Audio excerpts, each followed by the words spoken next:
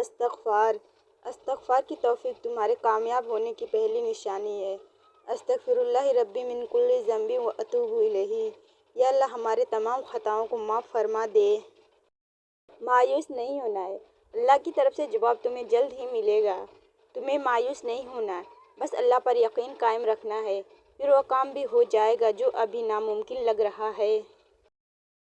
من پسند منزل، اللہ تمہارے راستوں کو موڑتا ہے، تمہاری دعاؤں کو نہیں۔ وہ تمہیں اپنے طریقے سے تمہاری من پسند منزل تک لے آتا ہے۔ دعاؤں کی قبولیت، اللہ تمہاری دعاؤں کو قبولیت کے ایسے رنگ عطا کرے گا کہ تمہارے صبر میں گرے ہر آنسو کا حق ادا ہو جائے گا انشاءاللہ۔ اپنی طرف آنے والی تکلیفوں کو اپنی غلطیوں اور گناہوں کی سزا مت سمجھے، وہ اللہ تو بہت غفور الرحیم ہے، وہ بدلے نہیں لیا کرتا۔ اگر کسی شخص کے تعلق کاٹ چکے ہو تو اس کے متعلق اپنی زبان بھی کاٹ دو۔ اہمیت اور خواہشات، اپنی اہمیت جاننے کے باوجود کسی کے ساتھ لٹکے رہنا حماقت اور بے عزتی کا باعث ہے۔ دل مضبوط کرو اور جہاں اہمیت نہ ہو وہاں بیٹھے نہ رہو۔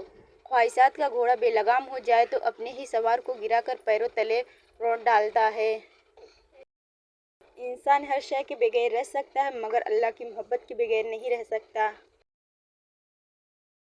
انسان نہیں بولتا، اس کے دن بولتے ہیں، اور جب دن صحیح نہ ہو تو انسان لاکھ بولے کوئی نہیں سنتا۔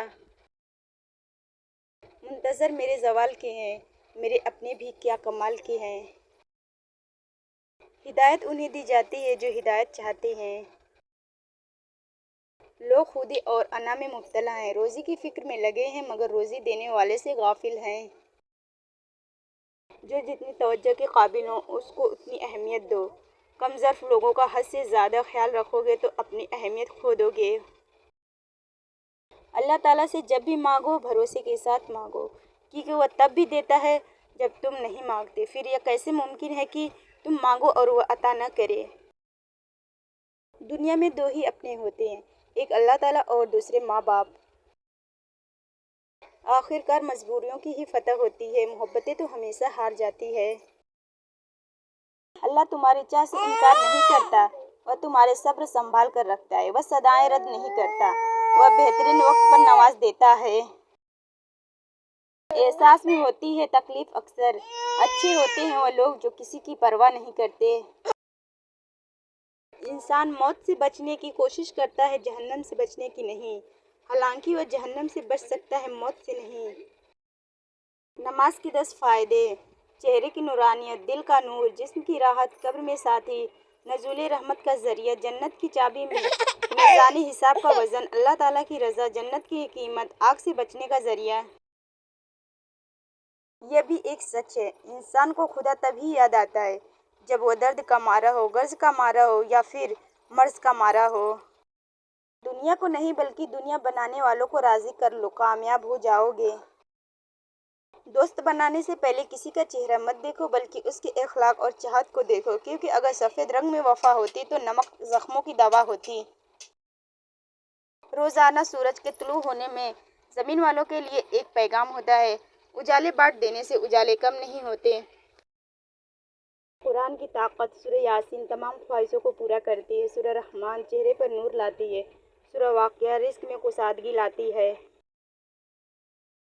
نماز پہلے یا کھانا، سیدنا عبداللہ بن عمر رضی اللہ عنہ سے روایت ہے کہ رسول اللہ صلی اللہ علیہ وسلم نے فرمایا، جب تم میں سے کسی کے سامنے شام کا کھانا رکھا جائے تو ادھر نماز کھڑی ہو تو پھر تو پہلے کھانا کھا لے اور نماز کے لیے جلدی نہ کرے جب تک کھانے سے فارغ نہ ہو۔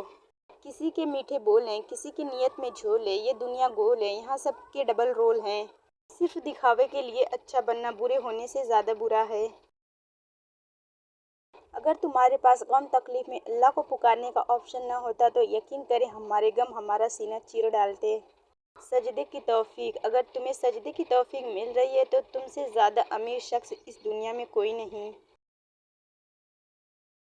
ہر پریشانی کا حل، زندگی میں ہر پریشانی کا صرف ایک ہی حل ہے، اللہ سے بات کریں، اللہ سے مانگیں، اللہ پر چھوڑ دیں، اللہ پہ بھروسہ کریں، اللہ سے پھر کہیں اور کہتے رہیں۔ جب تمہیں محسوس ہو کہ تمہاری طبیعت کو ذکر اللہ سے سکون محسوس ہوتا ہے تو سمجھ لو کہ اللہ پاک تمہیں بہت پسند کرتا ہے۔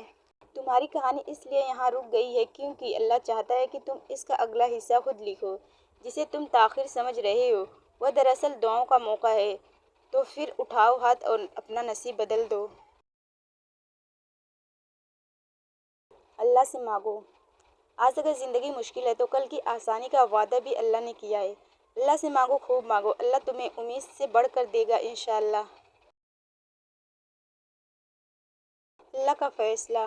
اور جب توکل کرو تو یہ مت سوچو کہ جو مانگا ہے وہ ملے گا کیسے، بلکہ انتظار کرو کہ جو مانگا ہے وہ ہر حال میں ملے گا، کب اور کیسے اس بات کا فیصلہ وسیلہ بنانے والے پر چھوڑ دو۔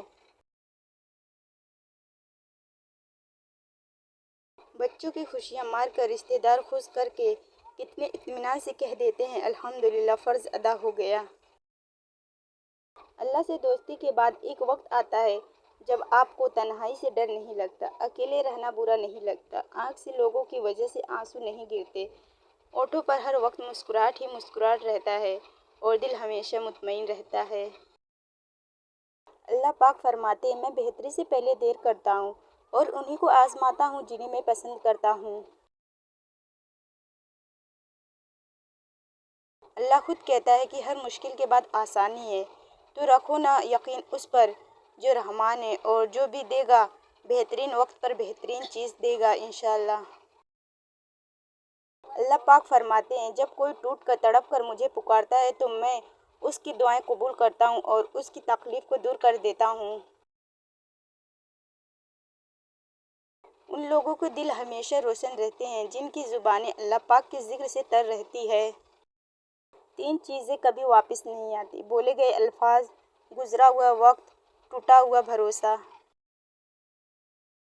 جو شخص روکھی سوکھی کھا کر بھی مطمئن رہتا ہے وہ سب سے بڑا دولت مند ہے، کیونکہ اطمینان فطرت کی سب سے بڑی دولت ہے۔